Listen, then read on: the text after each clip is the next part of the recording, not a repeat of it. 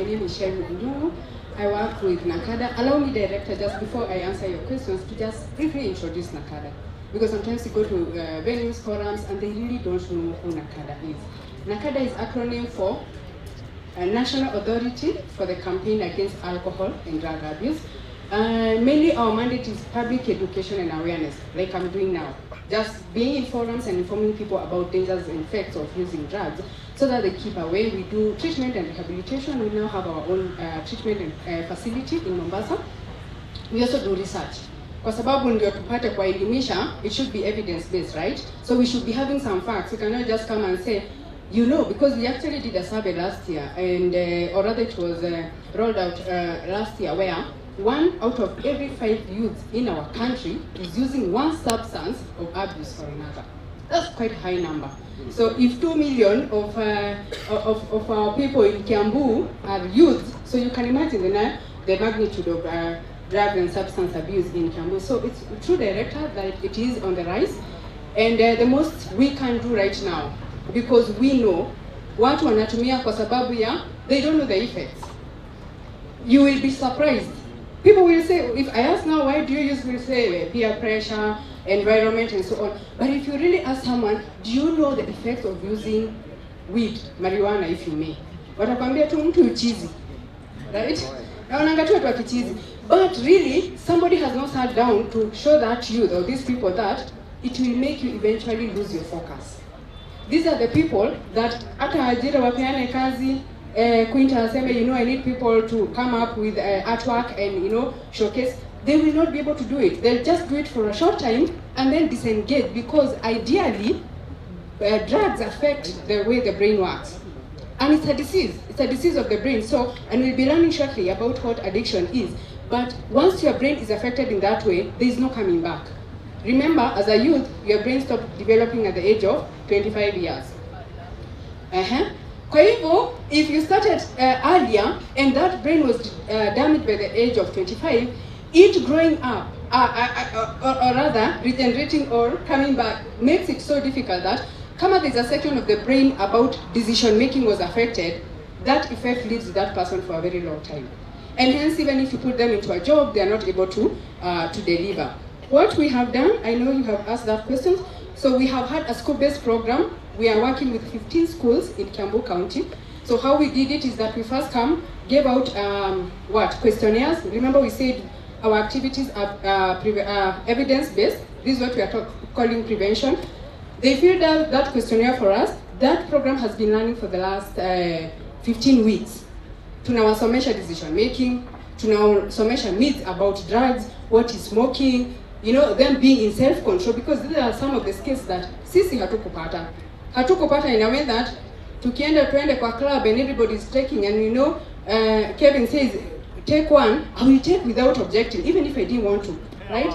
Yeah? Anasema pia wao. Meaning, sikuwa na ile self-control ya kutaka even to be assertive. Kusema no, me I will not take because I know what it does do to us. So that program has been running. We have just completed. They'll do another questionnaire at the end of the 15 weeks to see, was there change? Did they change their perception about drugs? Another one we have done is enforcement. We have worked with the county government and the county commissioner's office, and what we've been doing is that illicit brews that have really destroyed our youth. We have been trying to fight that so much, and we urge the public, like every time you see an emergence of drug, anytime you see a disorder as far as drugs are concerned in selling, use 1192. That's a toll-free number. Toll-free number, please report to us. And that number does not only work for you to report to us, it's also a free counseling service. So if you know someone who needs help and they need counseling, you know, sometimes you don't know where to start. That's first responders. They offer counseling for free. They will even be able to tell you, where are you located, where rehab can you get, what are costs of rehab, and so on and so forth. So we have done that. We did Sauti Yetu program last year, and we worked with youth leaders, but the challenge with that program is that we had youth leaders coming up, but they were not really a formed youth group, as we may. So what happens is that when we work with them, tulikuwa tunakuja kwa ground, wanasema, you know, we have 500 youths. Yeah, and when we come, unaongelesha watu 10. Yeah, so that was quite a challenge, and what we are looking forward into doing now is that I think our channel then was not okay because we used to give service to people who just sent us emails and called and said, we have this, we have that, and we went. So we are now working in more organized forums where we'll be working with the county government, the county commissioner's office, where we find these registered youth groups. And they have been in existence for some time. We engage them.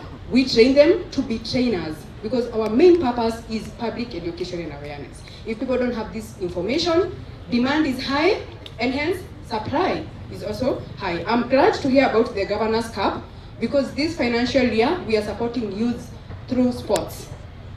And I can say for sure is that we'll be working with your office, CEC, because it is already in our targets for this particular year. So whether it's jerseys, if we pick a team from the grassroots and support them all the way up, if it's trophies, we'll engage them because that's the easiest way for us to get to the grassroots. So that we'll be able to do, and of course now be able to get into kiambu, get to know each other, get to know which youth groups are we really working with. But I encourage you in that hizi jobs hazikuangi.